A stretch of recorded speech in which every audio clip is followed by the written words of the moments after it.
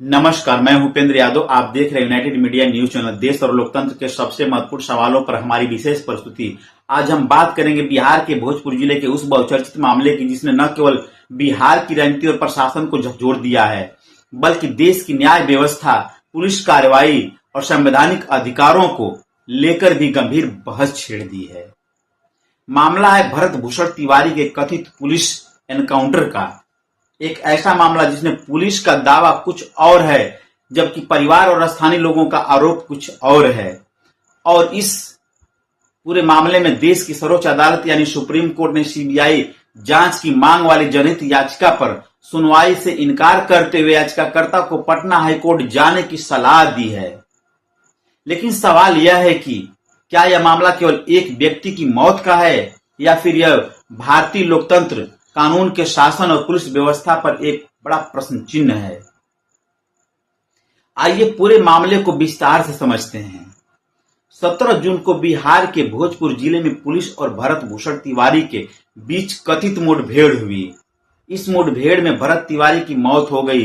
Police ने इसे एक वैध एनकाउंटर बताया, लेकिन इस घटना के बाद भरत तिवारी के पूरे परिवार ने पुलिस को पूरे घटनाक्रम पर सवाल खड़ा कर दिया। परिवार का आरोप है कि भरत तिवारी ने गोली लगने से पहले अपने हथियार फेंक दिए थे और आत्मसमर्पण कर दिया था। इसके बावजूद पुलिस ने उन्हें गोली मार दी। यदि यह आरोप सही है तो यह केवल एक पुलिस कार्रवाई नहीं, बल्कि संविधान के अनुच्छेद 21 यानी जीवन और व्यक्तिगत स्वतंत्रता के अधिकार का गंभीर उल्लंघन हो सकता है। इस पूरे मामले को और अधिक चर्चा में तब लाया गया जब घटना से एक दिन पहले का वीडियो सोशल मीडिया पर वायरल हुआ। इस वीडियो में भरत तिवारी कथित रूप से हथियार लहराते हुए दिखाई दे रहे थे और पुलिस कर्मियों को अपने गांव से चले जाने की चेतावनी देते हुए नजर आ रहे थे। यह वीडियो सामने आने के बाद एक वर्ग ने पुलिस कार्रवाई को उचित ठहराने की कोशिश की, वहीं दूसरी ओर मानवाधिकार कार्यकर्ताओं, स्थानीय लोगों और विपक्षी दलों ने सवाल उठाया कि यदि कोई व्यक्ति अपराधी भी हो तो क्या पुलिस उसे अदालत और न्यायिक प्रक्रिया से बाहर जाकर मारने का अधिकार रखती है। यहीं से यह मामला केवल एक आपराधिक घटना न रहकर संवैधानिक बहस का विषय बन गया है। इस मामले में अधिवक्ता विशाल तिवारी ने जनहित याचिका दाखिल करते हुए सुप्रीम कोर्ट से मांग किया कि भरत तिवारी एनकाउंटर की जांच केंद्रीय जांच ब्यूरो यानी सीबीआई से कराई जाए। साथ ही एक स्वतंत्र विशेषज्ञ समिति गठित की जाए जो पूरे मामले की निष्पक्ष जांच सुनिश्चित करे। याचिका में यह भी कहा गया कि पुलिस ने सुप्रीम कोर्ट के 2014 के ऐतिहासिक फैसले people union for civil liberties from Maharashtra राज्य से निर्धारित दिशा निर्देशों का पालन नहीं किया। याचिकाकर्ता का तर्क था कि यह केवल एक व्यक्ति की मौत का मामला नहीं, बल्कि मौलिक अधिकारों के उल्लंघन का प्रश्न है और सर्वोच्च न्यायालय को सीधे हस्तक्षेप करना चाहिए। मंगलवार को इस मामले की सुनवाई करते हुए सुप्रीम कोर्ट की पीठ, जिसमें न्यायमूर्ति MM सुरेंद्र और न्यायमूर्ति शील नागू शामिल थे, ने याचिका पर विचार करने से इनकार कर दिया। अदालत ने स्पष्ट रूप से कहा कि वह इस याचिका पर विचार करने के इच्छुक नहीं है और याचिकाकर्ता को संबंधित हाईकोर्ट जाने की स्वतंत्रता दी जाती है। सुनवाई के दौरान एक महत्वपूर्ण क्षण तब आया जब अदालत ने याचिकाकर्ता के लोकस स्टडी यानी मुकदमा दायर करने के अधिकार पर प्रश्न उठाया। इसके जवाब में याचिकाकर्ता ने कहा कि उन्होंने जनहित में यह याचिका दायर की है, लेकिन अदालत ने माना कि इस मामले को लेकर निगरानी और जांच संबंधी मुद्दों पर विचार करने के लिए हाई कोर्ट अधिक उपयुक्त मंच है। सुप्रीम कोर्ट की यह टिप्पणी अब केवल कानूनी विशेषज्ञों के बीच चर्चा का विषय बन चुकी है, जहां एक महत्वपूर्ण तथ्य को समझना आवश्यक है। सुप्रीम कोर्ट ने यह नहीं कहा कि मामले की जांच नहीं होनी चाहिए। अदालत ने केवल यह कहा कि इस मामले में उचित मंच हाई कोर्ट है। कानूनी विशेषज्ञों के अनुसार इसका अर्थ यह नहीं है कि मामले की गंभीरता कम हो गई है, बल्कि अदालत ने संवैधानिक व्यवस्था के तहत उचित न्यायिक मंच की ओर जाने का निर्देश दिया। वर्ष 2014 में सुप्रीम कोर्ट ने people union for civil liberties बनाम महाराष्ट्र राज्य मामले में पुलिस एनकाउंटर से संबंधित महत्वपूर्ण दिशा निर्देश जारी किए थे।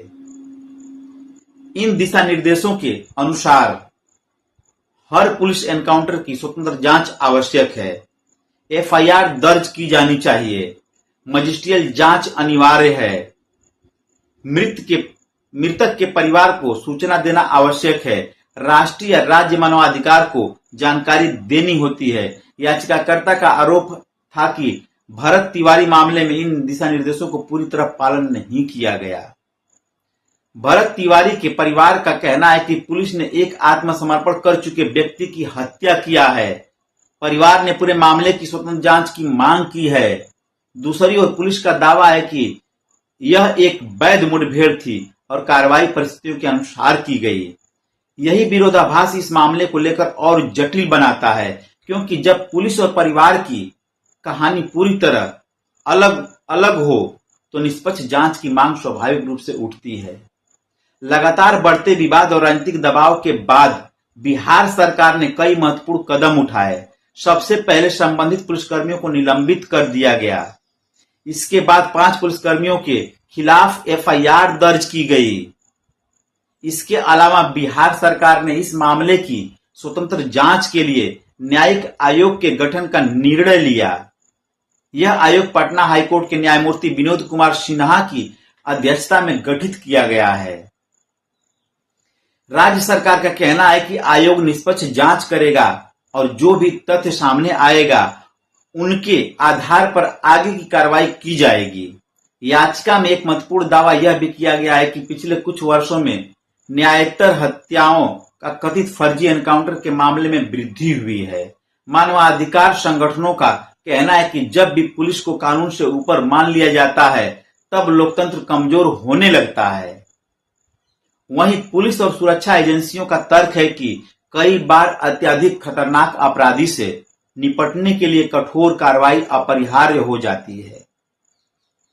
यहीं पर सबसे बड़ा सवाल पैदा होता है, क्या कानून के शासन में पुलिस न्यायाधीश और जल्लाद दोनों की भूमिका निभा सकती है? भारतीय संविधान का उत्तर स्पष्ट है, नहीं। भारत में समय समय पर एनकाउंटर की घटनाओं ने समाज को 2 हिस्सों में बांट दिया है। एक वर्ग मानता है कि अपराधियों के खिलाफ कठोर कार्रवाई आवश्यक है। दूसरा वर्ग कहता है कि यदि पुलिस को बिना न्यायिक प्रक्रिया के हत्या करने का अधिकार दे दिया गया है तो फिर अदालतें और संविधान की आवश्यकता ही क्या रह जाती है। भरत तिवारी का मामला इसी बहस के केंद्र में आ गया है। यदि कोई व्यक्ति अपराधी है तो उसे अदालत में दोषी सिद्ध किया जाना चाहिए और यदि निर्दोष है तो उसकी सुरक्षा राज्य की जिम्मेदारी है। इसी सिद्धांत पर आधुनिक लोकतंत्र की पूरी व्यवस्था खड़ी है। इस घटना के बाद विभिन्न राजनीतिक दलों के नेता घटनास्थल पर पहुंचे। कई नेताओं ने इसे फर्जी एनकाउंटर बताया, जबकि कुछ नेताओं ने पुलिस कार्रवाई का समर्थन किया। स्थानीय स्तर पर भी इस घटना ने व्यापक प्रतिक्रिया पैदा की। लोगों का एक बड़ा वर्ग स्वतंत्र और निष्पक्ष जांच की मांग कर रहा है। सोशल मीडिया पर भी यह मामला लगातार चर्चा में बना हुआ है। अब इस मामले में सबसे महत्वपूर्ण प्रश्न यही है कि आगे की कानूनी प्रक्रिया क्या होगी। संभावना है कि याचिकाकर्ता पटना हाईकोर्ट का रुख कर सकते हैं। दूसरी ओर बिहार सरकार द्वारा गठित न्यायिक आयोग अपनी जांच करेगा। यदि जांच में किसी प्रकार की अनियमितता या कठोर कानून के उल्लंघन के प्रमाण मिलते हैं तो संबंधित अधिकारियों के खिलाफ कठोर कार्रवाई संभव है। सबसे बड़ा सवाल, क्या भरत तिवारी एक अपराधी थे या वे एक ऐसे व्यक्ति थे जिन्हें न्याय प्रक्रिया पूरी होने से पहले ही मौत की सजा दे दी गई? क्या पुलिस ने कानून का पालन किया या कानून को अपने हाथ में ले लिया? क्या न्याय केवल अदालतों का अधिकार है या फिर सड़क और मुठभेड़ में भी न्याय तय होने लगा है? इन सवालों के जवाब केवल एक निष्पक्ष, पारदर्शी और स्वतंत्र जांच ही दे सकती है। भरत भूषण तिवारी एनकाउंटर का मामला केवल बिहार का मामला नहीं है। भारत के लोकतंत्र, न्यायपालिका, पुलिस व्यवस्था, नागरिक अधिकारों की परीक्षा का मामला है। सुप्रीम कोर्ट ने भले इस मामले में सीधे हस्तक्षेप से इनकार किया हो, लेकिन उसने न्याय का दरवाजा बंद नहीं किया है। अब निगाहें पटना हाईकोर्ट न्यायिक आयोग और आगे होने वाली जांच पर टिकी हुई है। क्योंकि लोकतंत्र में सबसे बड़ा सिद्धांत यही है कि न्याय केवल होना ही नहीं चाहिए बल्कि होता हुआ दिखाई भी देना चाहिए। और शायद यही सवाल आज पूरे देश के सामने खड़ा है।